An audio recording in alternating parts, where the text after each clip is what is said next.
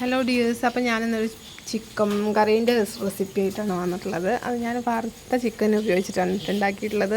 അപ്പോൾ നല്ല ടേസ്റ്റ് ഉണ്ട്. നമ്മുടെ സാധാ രീതി തന്നെയാണ്, അതിൽ പൊഴിച്ചിട്ടാണ് ചിക്കൻ ഇട്ടിരിക്കുന്നതെന്ന് മാത്രം. അപ്പോൾ അതിനായിട്ട് ഞാനെന്താ ചെയ്യുന്നത് വെച്ചാൽ ആദ്യം തന്നെ ചിക്കൻ പൊരിച്ച് മാറ്റി വയ്ക്കാൻ വേണ്ടിയിട്ട് പോവാണ്. 1 ടേബിൾ സ്പൂൺ മുളക് പൊടിയും 1 ടേബിൾ സ്പൂൺ ചിക്കൻ മസാലേൻ്റെ പൊടിയും കുറച്ച് മഞ്ഞൾപ്പൊടിയും പാകത്തിന് ഉപ്പിട്ടിട്ട് നന്നായിട്ട് കുഴച്ചെടുത്തിട്ടുണ്ട്. ഇനി നമുക്കിത് ചട്ടിയിൽ എണ്ണ ചൂടാവുമ്പോൾ അതിലേക്ക് ഇട്ടിട്ട് വറുത്തെടുക്കാം കേട്ടോ. നന്നായിട്ട് മൊരിയണമെന്നൊന്നുമില്ല, നമ്മുടെ ഇഷ്ടത്തിന്. കൂടുതൽ മൊരിയണമെന്നുണ്ടെങ്കിൽ അങ്ങനെ, ഇല്ല എന്നുണ്ടെങ്കിൽ അങ്ങനെ, നമ്മുടെ ഇഷ്ടത്തിന് വറുത്തെടുക്കുക. ഇത് ഞാൻ പുതിയ ഡ്രൈ ഫ്രൂട്ട് വാങ്ങിയതാണ് കേട്ടോ, അതുകൊണ്ടാണ് അങ്ങോട്ട് വെച്ച് ഒരു ഐഡിയ കിട്ടുന്നില്ല ശരിക്കുള്ള. അപ്പോൾ അതാണ് അങ്ങനെ ഇളകി കളിച്ചിരുന്നത്.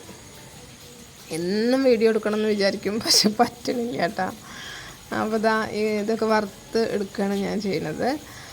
ഈ ഒരു പാകത്തിനൊക്കെ ആകുമ്പോൾ വറുത്ത് കോരി വെക്കുന്നുണ്ട് കേട്ടോ. ഇതിലേക്ക് ഞാൻ 3 തക്കാളിയാണ് എടുത്തിട്ടുള്ളത് വഴറ്റാൻ വേണ്ടിയിട്ട്.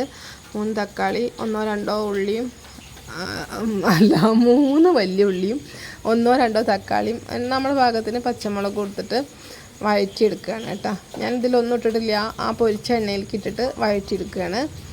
ഇഞ്ചി വെളുത്തുള്ളി പേസ്റ്റും കറിവേപ്പിൻ്റെ ഇലയൊക്കെ നമുക്കിതിലേക്ക് തന്നെ ഇട്ട് കൊടുക്കാം. കുറച്ച് മല്ലിയുടെ ഇല ഇട്ട് കൊടുത്തിട്ടുണ്ട് കേട്ടോ. 3 വലിയ ഉള്ളിയും 1-2 തക്കാളി കൊടുക്കുക കേട്ടോ. അത് 1 കിലോയ്ക്കാണ് ഞാൻ പറഞ്ഞത്. വീണ്ടും ഞാൻ അതിലേക്ക് 1 ടേബിൾ സ്പൂൺ മുളക് പൊടി, 1 table spoon chicken masala, 1 table spoon മല്ലിപ്പൊടി, ഒരു ചെറിയ സ്പൂണ് മഞ്ഞൾപ്പൊടിയും ഇടുന്നുണ്ട്.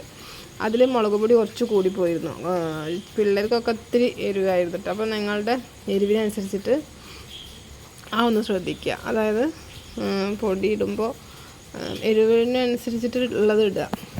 പിന്നെ അതിലേക്ക് നന്നായിട്ടൊന്ന് വഴന്ന് വരുമ്പോൾ അതിലേക്ക് നമ്മൾ പൊരിച്ച ചിക്കനും ഇട്ടിട്ട് പാകത്തിന് വെള്ളം ഒഴിച്ചു കൊടുക്കുക, ചൂടുവെള്ളം ഒഴിച്ചു കൊടുത്തിട്ട് ആക്കിയെടുക്കുക തന്നെ.